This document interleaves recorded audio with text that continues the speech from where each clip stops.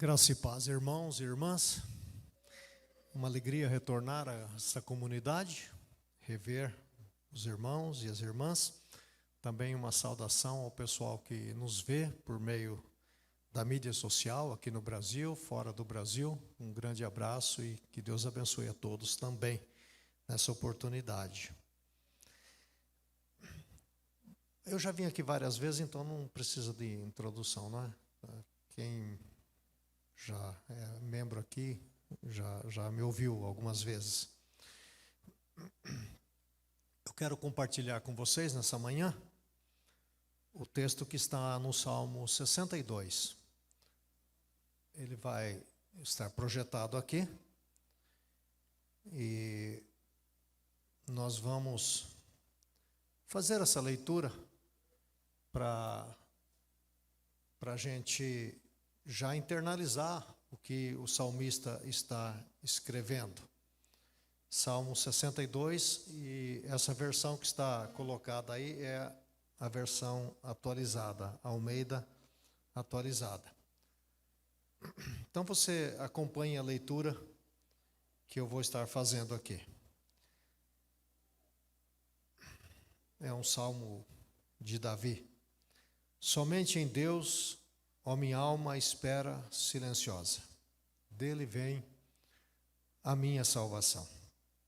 Só Ele é a minha rocha e a minha salvação, e o meu alto refúgio, não serei abalado.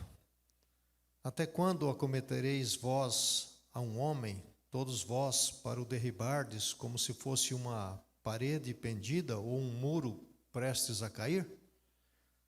Só pensam em derribá-lo da sua dignidade, na mentira se comprazem, de boca bendizem, porém, no interior maldizem.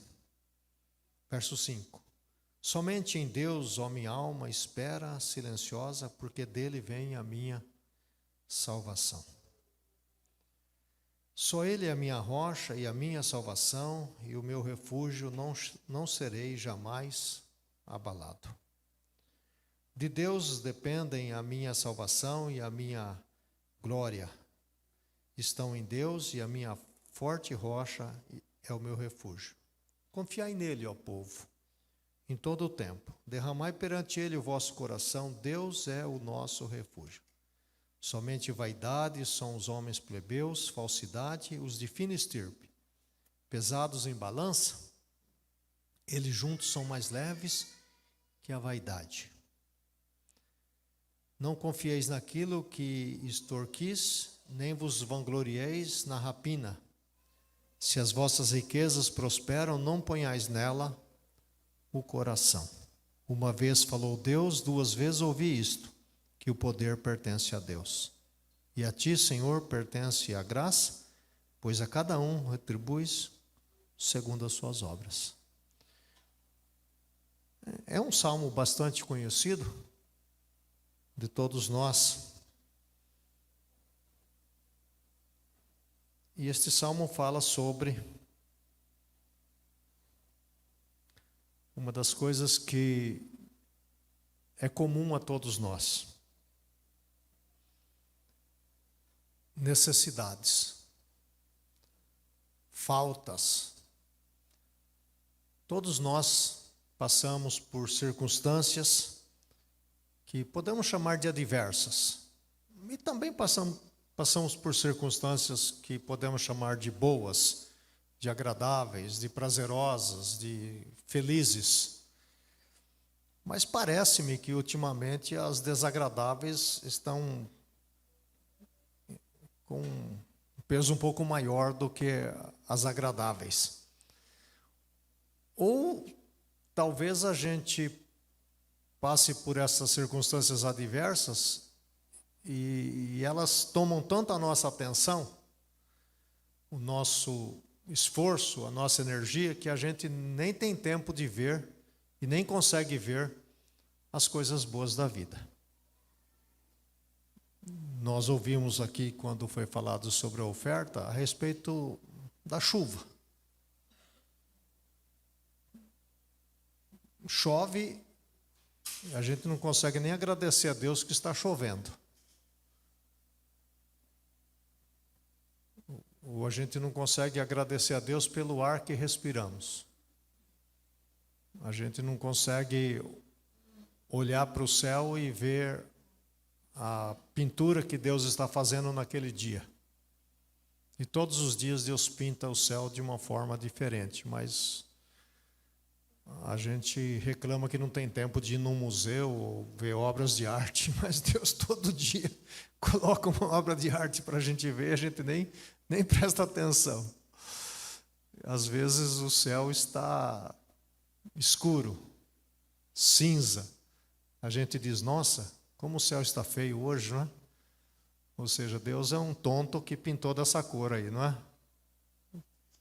Então, a gente é esquisito, gente. Vamos chegar a essa conclusão, né? A gente é esquisito mesmo, né? E quem acha que não é esquisito é porque é mais esquisito ainda, né? Então, é melhor achar que é esquisito. Então, a gente tem isso, né? Essa coisa de falta de necessidades. E isso nos leva a pensar, então, que a gente precisa de ajuda. Precisa de ajuda. E a palavra de Deus, toda ela, é esse livro que nos ensina a respeito da ajuda divina. A respeito do socorro e da presença de Deus em todo o tempo. No salmo um pouco anterior a esse, Salmo 60:11, nós lemos: presta-nos auxílio na angústia, pois vão é o socorro do homem. Em outro lugar, a gente lê, o próprio Deus lamenta quando Israel vai a outras fontes buscar ajuda. Ai dos que descem ao Egito em busca de socorro e se estribam em cavalos, que confiam em carros, porque são muitos, e em cavaleiros, porque são muito fortes, mas não atentam para o Santo de Israel, nem buscam ao Senhor. Me parece que na Bíblia nós temos essas duas ideias que eu quero trazer para vocês nesta oportunidade. A ideia de que as pessoas não buscam a Deus para o seu auxílio, para o seu socorro. Porque não é fácil mesmo buscar Deus ou a Deus na hora da angústia, do sofrimento. Porque parece uma coisa abstrata, longe. E então a gente busca socorro naquilo que a gente vê. Então, na Bíblia tem essa primeira ideia de que Deus está presente e nós devemos buscá-lo. Mas a Bíblia também traz uma ideia muito forte do auxílio que vem da comunidade, daqueles que caminham conosco pelas estradas da vida. Não é que ao ler este verso, por exemplo, de que vão é o socorro do homem, a gente não deve estar pronto a buscar ajuda naquelas pessoas que caminham conosco e têm o mesmo sentido de vida. Então, eu quero trabalhar essas duas dimensões para nós nesta manhã. Este salmo, ele é conhecido como The Only Psalm, em inglês. Traduzido seria o salmo somente, porque na versão nossa em português não traz muito essa ideia, mas na versão original traz muito forte essa ideia, somente. É a palavra que aparece 6 vezes no salmo, somente. E aparece mais vezes dizendo de Deus, somente Deus. Somente Deus. É uma poesia que foi cantada e Davi, que esse salmo é um salmo de Davi, esse salmo não tem assim uma data específica, um momento específico. Poucos, atribuem naquele momento em que Davi está tendo aquele problema com Absalão, que vocês que conhecem a Bíblia já conhecem essa história. Absalão, que era o terceiro filho de Davi, ele queria o reinado e ele então arrumou lá um grupo de gente e decidiu matar Davi para tomar conta do reinado. Então, alguns pensam que esse salmo foi escrito nessa época, mas não necessariamente. Eu até gosto que a gente não identifique a época do salmo, porque então ele transcende as eras e as histórias e os tempos. Ele pode ser para nós hoje, como deve ser. Como foi no passado, como foi para Davi, como foi no passado, como é hoje, como será amanhã. Então é um salmo que ele é único nesse sentido e geral também, porque ele aplica a mim e a você em todo o tempo. Em todo o tempo. Se a gente dissesse esse salmo foi escrito só naquela ocasião, para essa ocasião, a gente logo faria a seguinte observação: então não é para mim. Isso foi para Davi na época que Davi estava vivendo, no contexto de Davi. Mas não, o salmo transcende os contextos e chega até nós forte, trazendo uma palavra de encorajamento e de consolo a todos nós. Então, a gente vai olhar um pouquinho para o salmo, depois eu quero fazer alguma aplicação para os dias de hoje, porque não faz sentido a gente estudar a Bíblia e ficar pensando só naquela época, né? Porque a Bíblia é velha, tem que trazer para a realidade de hoje. Velha que estou falando no sentido de antiga, ela foi escrita há muito tempo e numa época completamente diferente e diversa da nossa. Então o salmo começa com essa seguinte expressão: esperar em Deus. Esperar em Deus. Somente em Deus, ó minha alma, espera silenciosa, dele vem a minha salvação. Então já tem aqui um conselho: esperar em Deus.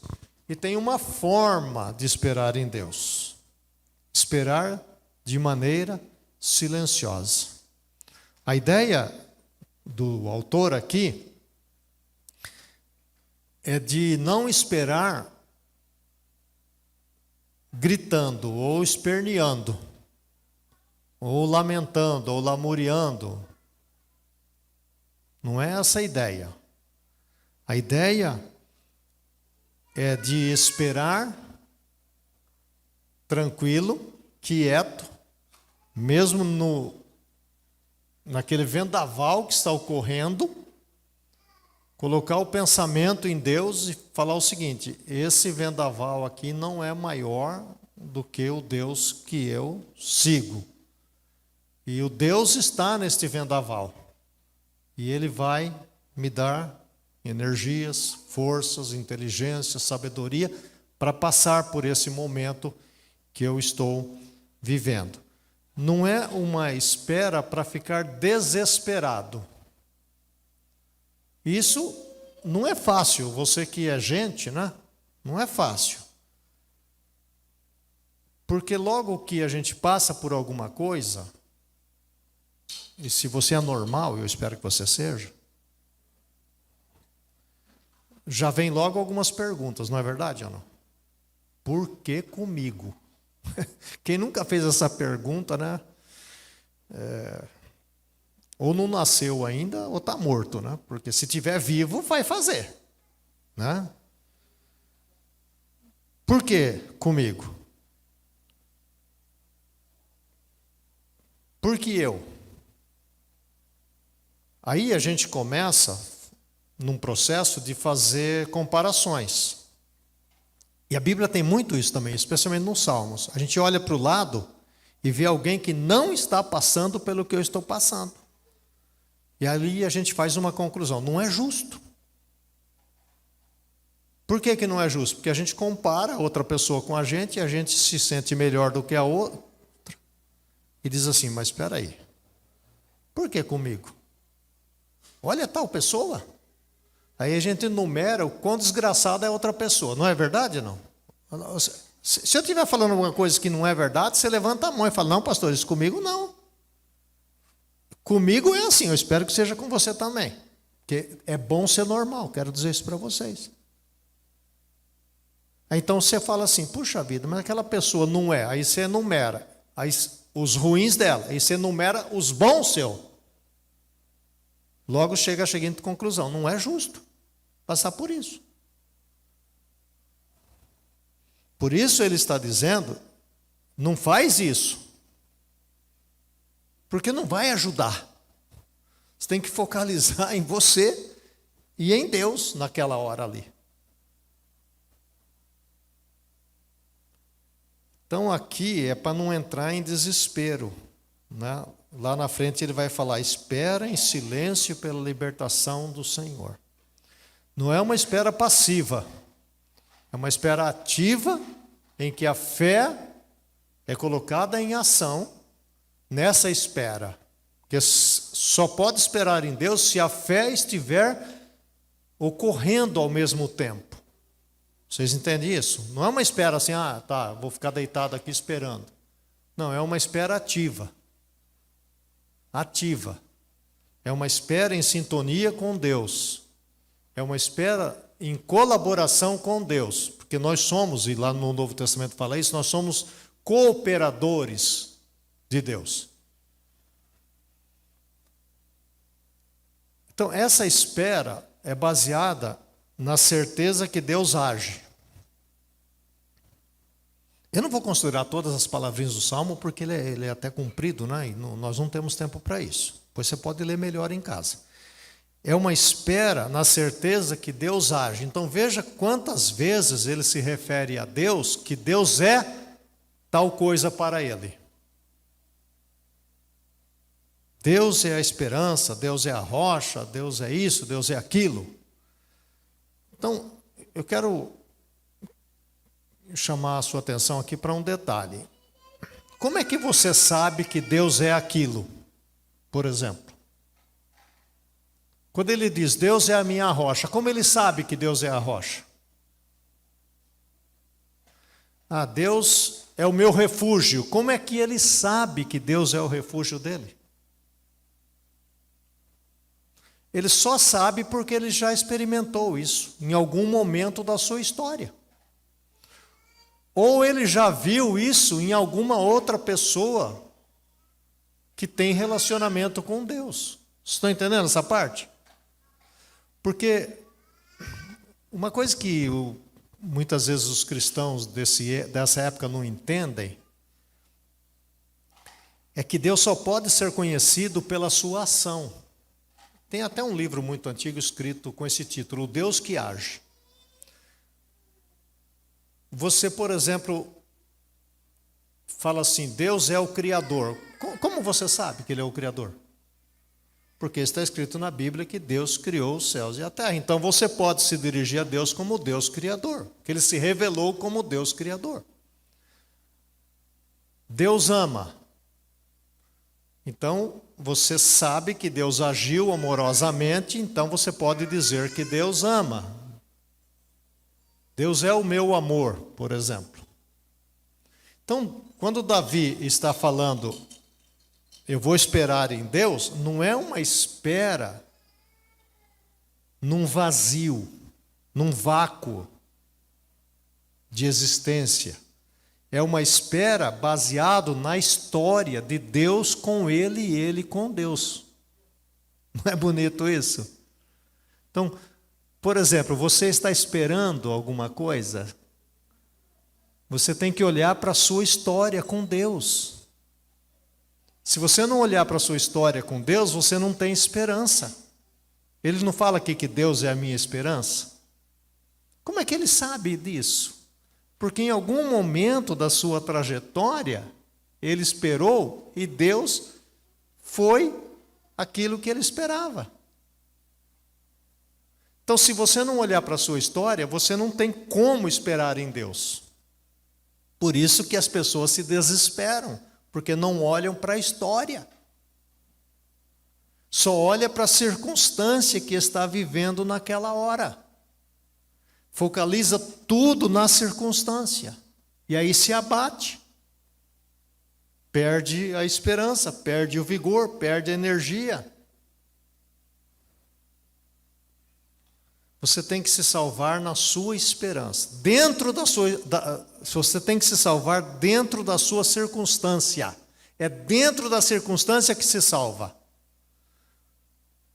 Um filósofo chamado Ortega y Gasset, é o mesmo cara, só que o nome é composto. Ortega y Gasset, ele diz que você é você e as suas circunstâncias. Você é o que você está vivendo agora. E se você salvar as suas circunstâncias, você se salva. Então não tem como se salvar das circunstâncias fora dela, é dentro dela que se salva. E é o que ele está falando aqui. Esperar em Deus e ter certeza, então, de que Deus age. Agindo eu, diz o profeta Isaías, quem o impedirá? Então, qual é a sua história com Deus? Recorde a sua história com Deus. Faça o seguinte exercício, similar a Davi. Volta para casa hoje à tarde, depois de almoçar. Pega um pedaço de papel, escreva o seu salmo. Dentro da circunstância que você está vivendo. Olhe para a sua história. O que é que você pode falar de Deus a seu respeito? Deus é o que seu? Não fica com papagaiado, entendeu? Inventando coisa que você escutou aqui, lá, tal. Não. Você. Qual é a sua história com Deus? Escreva lá. Deus é o que seu? Depois você leia aquilo, porque é aquilo que vai fazer você experimentar a vitória.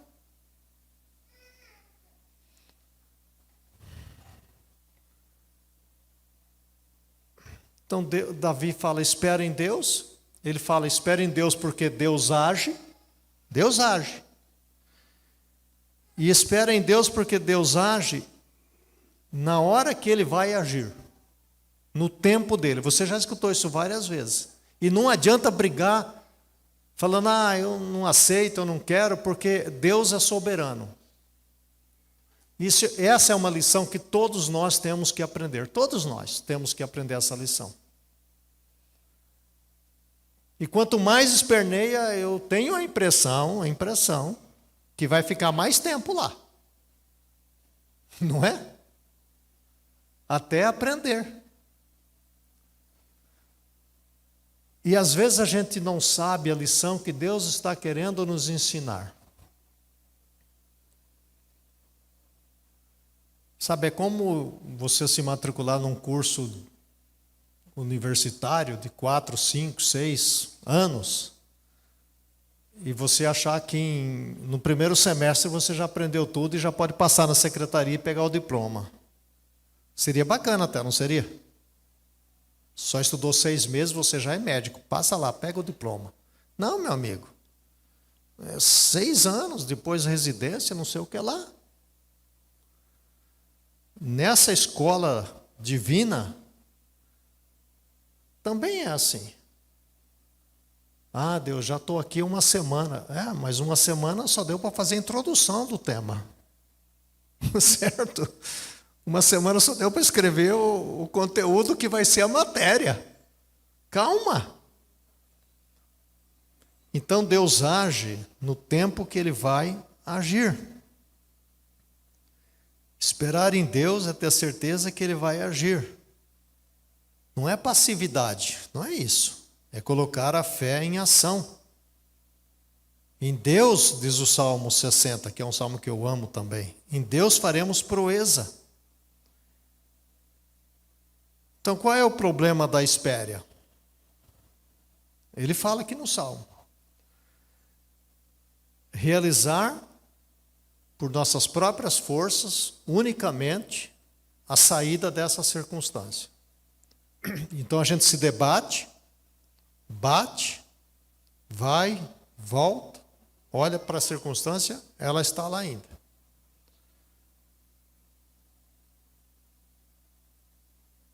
E a outra é confiar que certas coisas podem nos livrar. Ele aqui menciona a riqueza, por exemplo. Se eu ficar rico, né? Eu não vou passar mais por essas coisas. Eu li um pequeno livro essa semana do Tolstói. De quanta terra precisa o homem ou o ser humano? Então ele conta a história de um homem. A esposa deste homem é pobre, né? Eles são pobres, são camponeses, eles vivem numa terra arrendada. E a esposa dele recebe a visita de uma irmã que é rica, que mora lá na cidade. E a irmã rica então conta para ela as coisas boas de ter dinheiro, de ser rico. E ele está escutando a história. Então ele começa a pensar, puxa vida, se eu tivesse mais terra, nós seríamos felizes, a gente não passaria pelas provações, pelas dificuldades da vida. Então ele começa a pensar em como é que ele vai ter mais coisa. Mas o diabo também estava escutando a conversa. E o diabo disse, olha, eu vou prover para ele o que ele quer. E então alguém passa lá na casa dele e fala para ele, olha, se você arrendar um outro pedaço de terra e plantar lá, você vai ter mais dinheiro. Então ele arrenda mais um pedaço e ele cultiva tudo aquilo. Mas ele começa a ter problemas com os vizinhos, porque os vizinhos olham para aquilo que ele arrendou e tem umas espigas bonitas, e eles começam a invadir, pegar a espiga dele e tomar, e ele começa a ficar com raiva, e vai e processa os vizinhos. E os vizinhos então têm raiva dele. Então ele começa a pensar, poxa, será que não tem outra coisa? Né? E passa lá, pela casa dele de novo, uma pessoa que disse o seguinte, olha, em tal lugar tem terras assim, magníficas. Se você vender aqui, você compra 3 vezes mais lá na frente. Então ele foi lá, visitou, olhou, gostou, veio, vendeu, falou, agora eu vou me livrar desse povo aqui. E comprou lá na frente. E ele prosperou. Estava indo muito bem, estava feliz, já começou a comprar mais coisas e tal. E passa um outro sujeito lá na casa dele e falou, olha, se você conhecesse uma terra que tem lá na frente, lá você pode ter 10 vezes mais do que você tem aqui. Uma terra linda. E ele foi lá para conhecer aquela terra. Levou seu capataz junto. Reuniu, era uma tribo, reuniu o pessoal da tribo. E o chefe da tribo disse o seguinte, olha, custa 1000 rublos, porque isso se passa na Rússia, né? O Leão Tolstói é russo. E tudo que você caminhar num dia é seu. Ele falou, mas tudo que eu caminhar vai ser meu? Ele falou, é. Mas quem me garante? Ele falou, não, nós damos a palavra. Ele falou, não, eu quero uma garantia, uma escritura que vai ser meu. Ele falou, perfeito. Então, eles acordaram cedo, foram para uma montanha, ele colocou o dinheiro debaixo de um gorro, e o chefe disse, você tem que caminhar num dia, mas você tem que voltar aqui nesse gorro até o final do dia, para tomar posse da terra. Então ele começou a caminhar, ele falou, vou caminhar cedo, o sol estava baixinho ainda. Ele começou a caminhar. Foi esquentando um pouco mais, ele bebeu a água que ele tinha, esquentou um pouco mais, ele tirou o casaco, e ele foi caminhando. E ele olhava lá para a montanha onde o povo estava e já via o povo pequenininho. Ele falou, não, mas eu posso caminhar um pouco mais. Aí ele viu uma baixada onde tinha uma água bonita, ele falou, não, eu tenho que incorporar aquilo na minha terra. E ele foi andando, já estava cansado e tinha que voltar. Senão ele não tomava posse da terra. E ele começa a voltar e cai, já não tem muita energia, mas ele já está perto do lugar, o povo começa a gritar para ele, vem, você consegue. E quando ele chega do lado do gorro, ele cai morto. E o Leão Tolstói termina a história dizendo que o capataz pegou uma pá, mediu 1,80 m, era onde ele cabia, e colocou ele. E aí pergunta, quanta terra precisa o homem?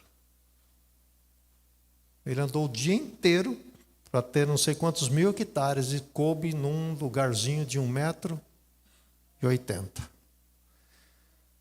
É uma história que nos faz pensar.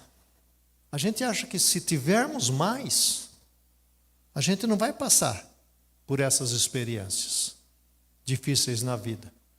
Isso não é verdade. Isso não é verdade. Então, Davi nos ensina que esperar em Deus, porque Deus age, mas Deus age no tempo correto. Em 1 Samuel diz que Davi se fortaleceu no Senhor seu Deus. Então isso significa que ele estava fraco. Para se fortalecer em Deus, ele estava fraco. Significa que ele já não tinha tantas energias. Significa que ele precisava de um apoio. Se ele fosse forte, ele não precisava se fortalecer em Deus. O cristianismo de hoje, gente, é um cristianismo. Eu não tenho nem palavras para configurar como é o cristianismo de hoje. É um cristianismo que só atrapalha a nossa vida. Vou falar a verdade para você. Esses jargões de crente são horríveis. Sabe esses jargões que tem assim, que quando você lê, você se sente o mais miserável de todo mundo? Não busque a Deus, a bênção de Deus, busque o Deus da bênção. Ah, tá. E daí? Qual é o problema de buscar a bênção de Deus? Você tem algum problema com isso? Não. Eu não tenho. Aí, mas vem lá um grande espertão falando o seguinte: não busque a bênção, busque o Deus da bênção. Para você buscar a bênção de Deus é porque você tem Deus, senão você não buscaria. Entende? Aí eu li um grande pregador da igreja presbiteriana essa semana. Quem tem fé não tem medo. Aí eu me senti um gambá, né? Porque eu tenho medo. Então, por inferência, eu não tenho fé. Gente, eu quero dizer que eu tenho medo. Então, a gente precisa ser mais humano no nosso cristianismo, sabe? Parece um cristianismo assim tão fora do espaço que só mesmo os supers heróis e heroínas do mundo é que têm acesso a ele. Eu tenho medo. Você não tem? Eu tenho fé, mas eu tenho medo. Qual é o problema de ter medo?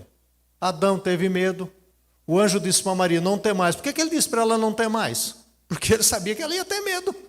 Ou seja, a não ser que o anjo seja uma besta ambulante, para falar para ela não ter medo.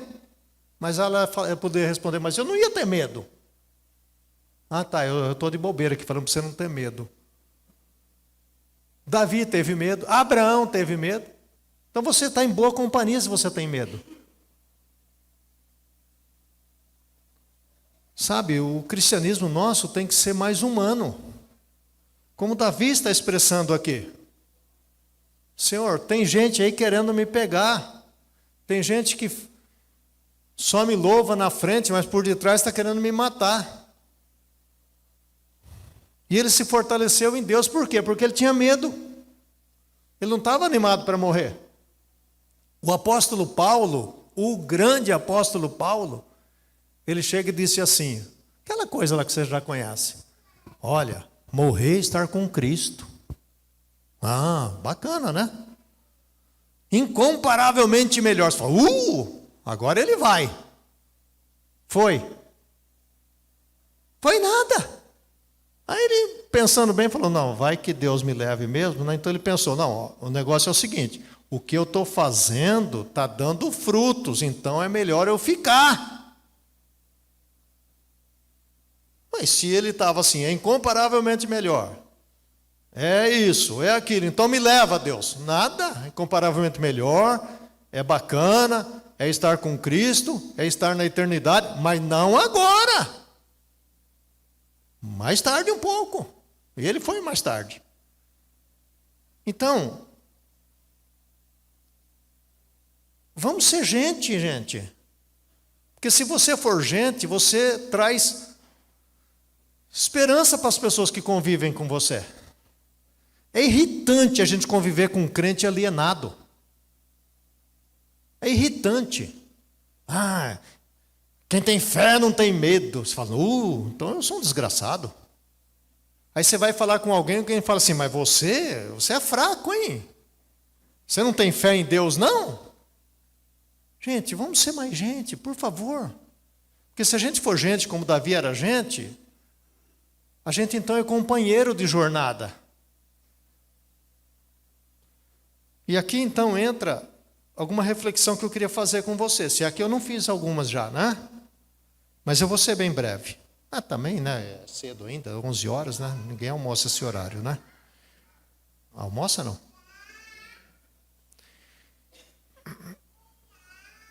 Deus nunca prometeu que a gente não passaria pelas tribulações. Deus nunca prometeu isso. Nunca.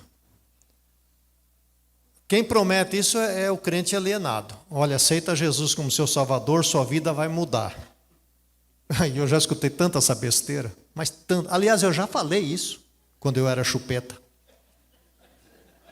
Eu já falei isso. Deus me perdoe de eu ter falado. Se você aceita Jesus, sua vida vai mudar para pior. Quero dizer isso para você. Porque agora você vai ter que esperar em Deus. Antes você não esperava, você ia lá e resolvia. Agora não, agora você tem que esperar em Deus. No mundo passais por aflições, mas tende bom ânimo, eu venci o mundo. Passais por aflições. No mundo passais por aflições. Ainda que eu ande pelo vale da sombra da morte. Ou seja, a possibilidade de andar é muito grande. Senão o salmista não ia dizer ainda que eu ande. Ele diria o contrário. Você jamais andará pelo vale da sombra da morte. Só andará pelo vale da sombra da morte os crentes fracos. Você não, você é forte, você jamais andará. Não, esquece. Então você tem que olhar para as suas aflições do ponto de vista da história de Deus na Bíblia e na história de Deus com você. Duas coisas. Duas coisas. Olhe para a história de Deus na Bíblia. As pessoas da Bíblia são todas pessoas frágeis, fragilizadas, pecadoras, do mais alto nível. Esse próprio Davi é um deles.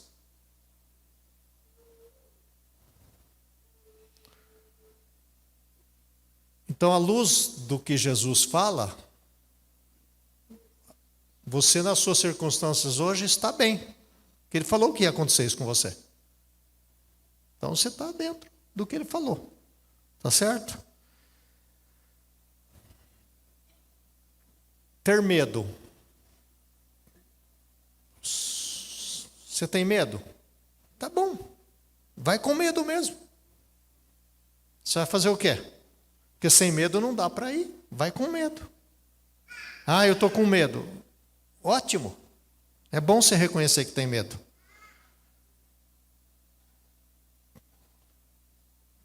Davi, num outro salmo, ele diz o seguinte: o meu coração está acelerado, os pavores da morte me assaltam, temor e tremor me dominam e o medo tomou conta de mim. Davi, o homem segundo o coração de Deus. Agora você? Não, eu não. Quem tem fé não tem medo. Ai, que Deus perdoe o cara que falou isso. Quem tem fé não tem medo. Meu Deus. Como as pessoas podem ser tão ridículas, hein?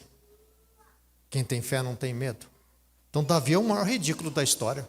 Porque ele disse aqui: o medo tomou conta de mim.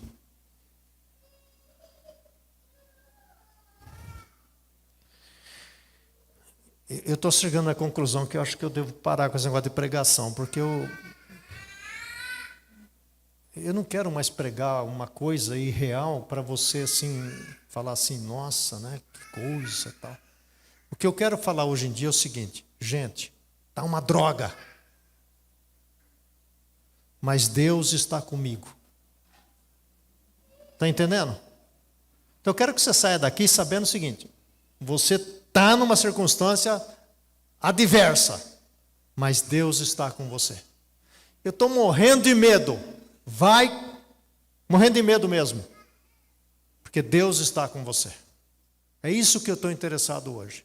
Não nessa papagaiada, sabe, de um cristianismo que não existe. Não existe. Não existe. Mas nunca vai existir. Vai. Morre, que você já experimenta imediatamente.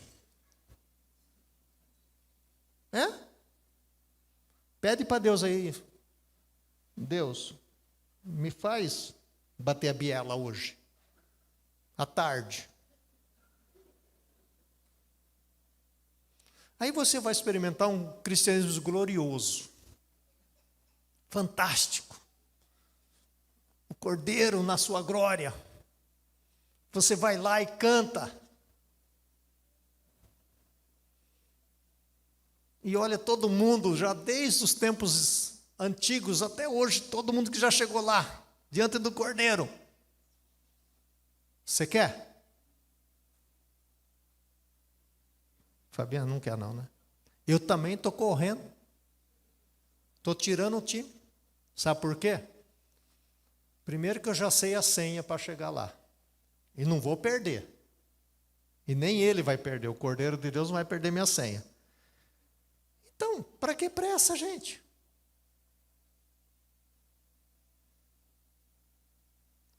Vai com medo mesmo. Davi disse, o medo tomou conta de mim.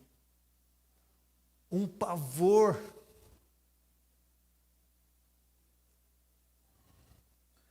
E esse salmo também fala, na luz de Jesus, ele fala do galardão. Uma coisa que nós nunca mais escutamos na igreja é falar de galardão.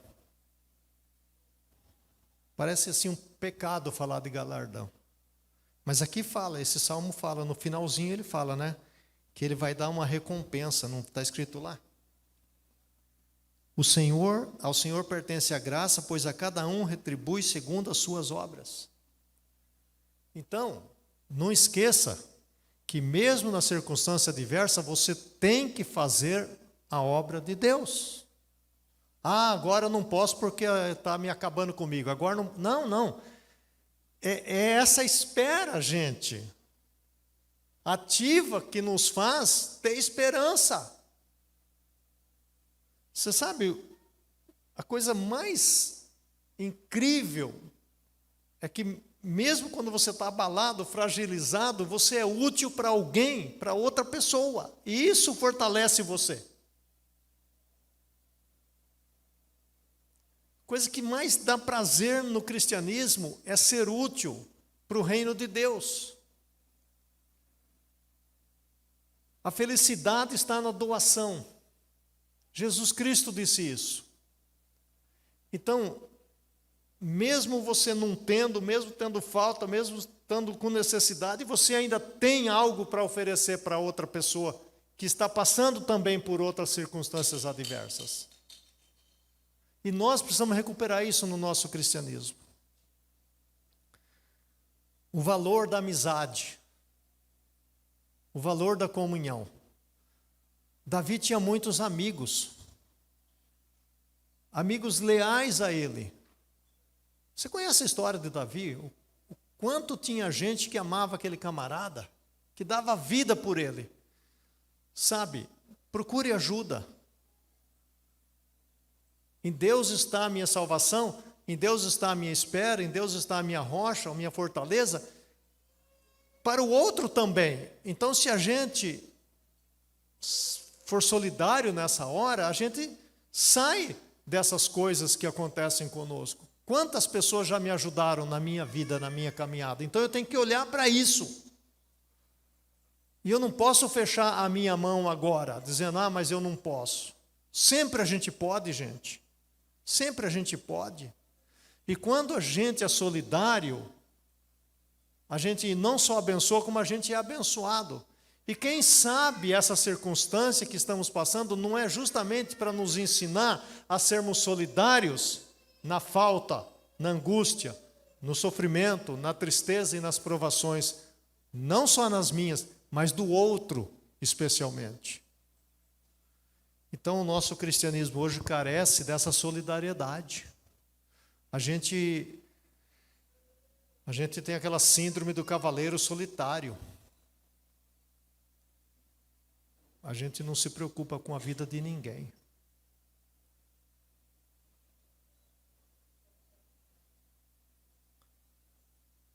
Espere em Deus.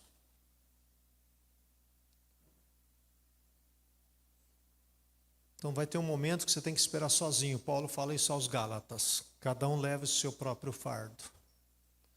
Espera em Deus, espera junto com alguém. Levai as cargas uns dos outros. Então, aquelas duas coisas que eu falei no início da minha fala, das duas dimensões. Tem coisa que você tem que levar, não tem jeito. É sua. E você sabe que é sua. Tem coisas que você precisa que alguém ajude você. Então, isso da mesma forma dos outros em relação a você e de você também em relação aos outros. O que é que você pode ajudar alguém a levar? Ajude. E assim, juntos, nós vamos vencer.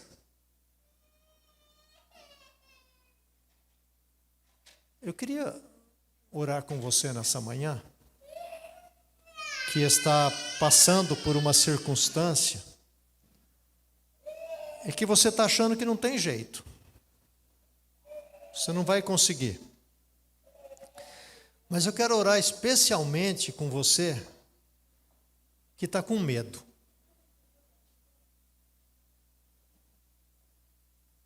Eu estou com medo. Estou com medo que eu não vou achar mais um emprego para sustentar a minha família. Ou estou com medo que eu vou perder meu emprego. Eu estou com uma doença e eu tenho medo que não vai sarar mais. Eu não sei como eu vou conviver com ela. Isso que eu estou falando para você, eu não estou falando de uma coisa abstrata. Eu estou com um problema nos pés que de tudo que eu já li, eu acho que não vai sarar. E eu tenho medo? Medo não, eu tenho aquilo que o Davi falou ali. Ó. Eu tenho um pavor de que não sare. E se não sarar, o que eu vou fazer? Vou desistir? Eu vou falar que Deus não me ama? Que Deus não ouve a minha oração?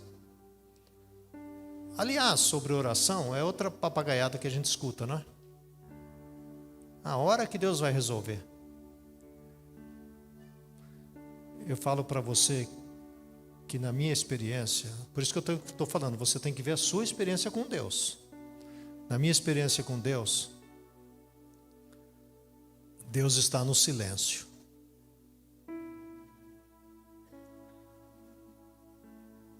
Deus, quando eu oro, fica em silêncio. Bem, foi assim que Ele decidiu agir comigo. E eu tenho 68 anos, 54 desse negócio.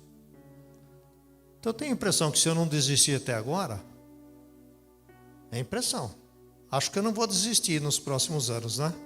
Depois de 54 anos, vou desistir agora. Então Deus continua em silêncio, eu continuo orando, e eu sei que Ele me ama, e eu continuo fazendo as minhas idiotices, e Ele aumenta ainda mais o amor dele por mim.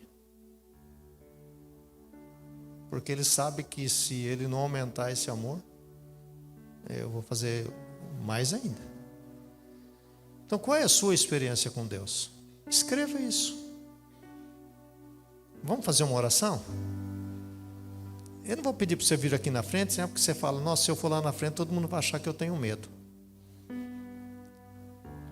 E daí?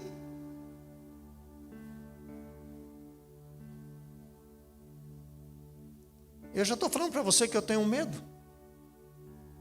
Então, eu já estou aqui na frente. Eu ensino meus alunos lá na faculdade, tem alguns aqui, que quando você faz um apelo,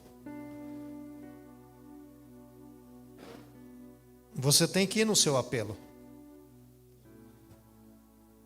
E outra coisa que eu ensino é o seguinte: nunca pregue para a igreja. Pregue para você. Faz 40 e tantos anos que eu prego a palavra, eu nunca preguei para nenhuma igreja. como não preguei para você nessa manhã. Nessa manhã eu falei para quem? Eu falei para mim. Se você quiser pegar carona, seja bem-vindo, bem-vinda. Mas eu estava falando para mim, você percebeu isso não? Eu estava falando para mim. Então vou mudar meu apelo. Eu ia falar que eu não ia, mas vou falar mesmo. Vem aqui na frente que eu quero orar com você. Eu vou descer ali e vamos fazer aqui uma irmandade dos medrosos e das medrosas que confiam e esperam em Deus. Obrigada por assistir essa mensagem. Eu espero que você tenha sido imensamente abençoado. Não se esqueça de se inscrever no nosso canal, curtir e compartilhar os nossos vídeos e clicar no sininho para ativar as notificações. Venha viver Betânia!